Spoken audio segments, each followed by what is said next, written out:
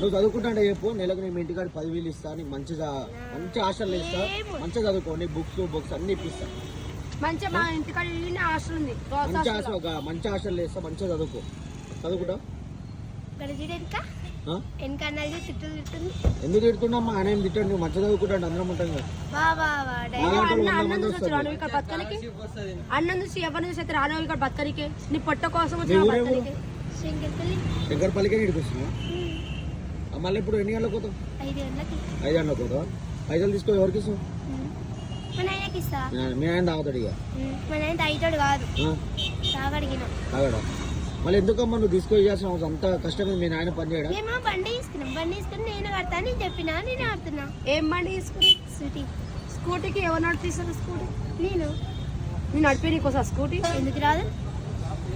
రండే తీసుకుంటారా? నేను జీవితం ఖరాబ్ చేసుకోవద్దమ్మా. అక్కడ పిల్లలు